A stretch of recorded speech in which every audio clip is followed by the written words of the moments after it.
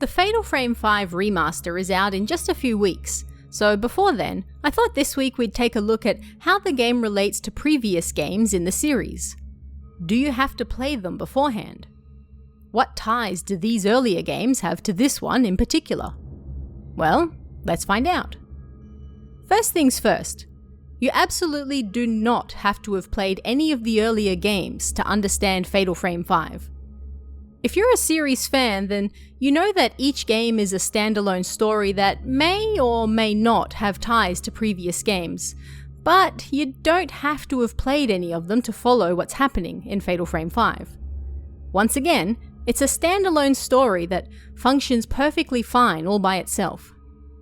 Now, with that out of the way, that's not to say that the game doesn't have ties to previous entries.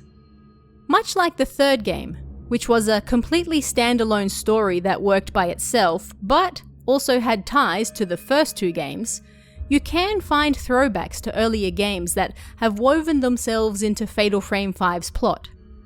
The biggest and most obvious is, of course, Hinasaki Miku, the star of Fatal Frame 1 and supporting character in Fatal Frame 3.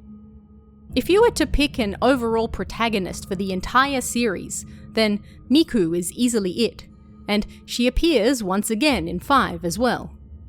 However, unlike previous entries, Miku is not playable in this game.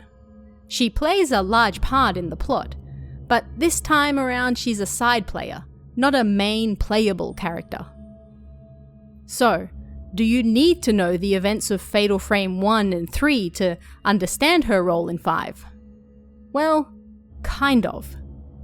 Everything you need to know about Miku and her history is given to you in-game, so even if you've never played any previous games, you shouldn't get too lost. But the impact of what happens to her, and the nuances of Miku's long and tragic history, may be lost if you don't know what happened to her beforehand. Is it vital to play the earlier games first? Absolutely not. But the visceral, emotional impact of seeing Miku again and discovering what she was or wasn't up to for the last 20 in-game years might not be as strong. And on that note, there are once again 3 playable characters in this game, just like in Fatal Frame 3. But they are all brand new characters.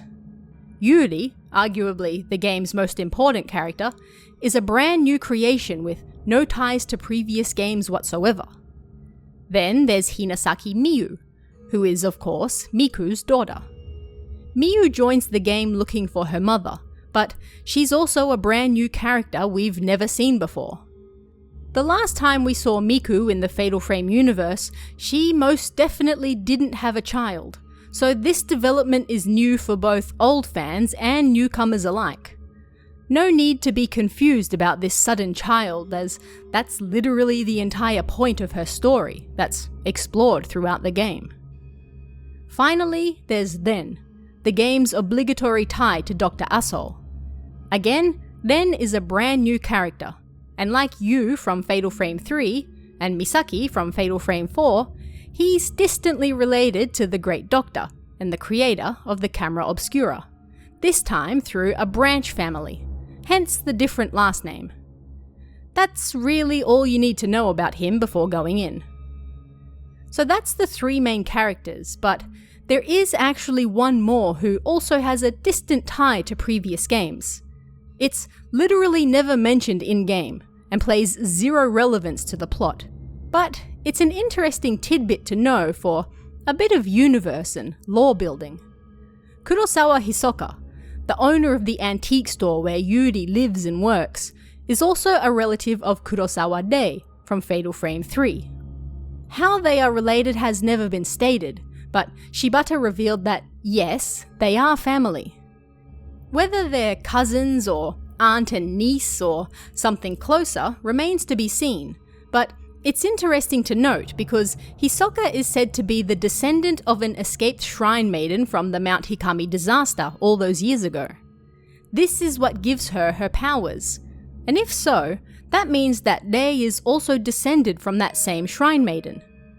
Hisoka's design was, according to Shibata, intentionally similar to Day's to remind people that they came from the same family.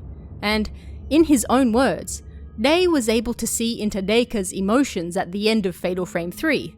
So, this familial connection explains that she too inherited some of the Mount Hikami Shrine Maiden's powers.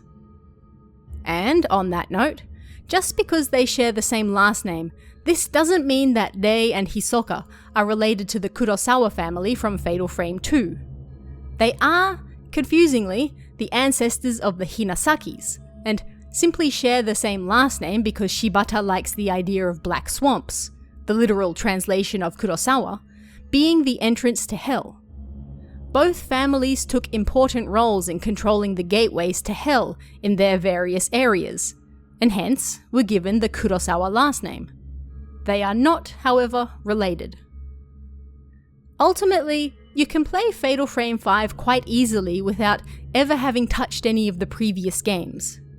The only direct tie that you'll find that actually plays a part in the game is Hinasaki Miku and her history from 1 and 3, but this is also explained within game. Should you know what happened to her beforehand? Sure, it'll no doubt help. Will you be entirely lost if you don't know? Well, maybe, but I think it's explained well enough even if you have zero knowledge. The game takes place in a new location, with all new characters, and a whole new gate to hell and failed ritual to deal with. That's sort of Fatal Frame's thing at this point. And while you will undoubtedly get more enjoyment having played earlier games, it's not necessary to understand what's going on. But what do you guys think? Let me know in the comments below, and I'll see you again next time.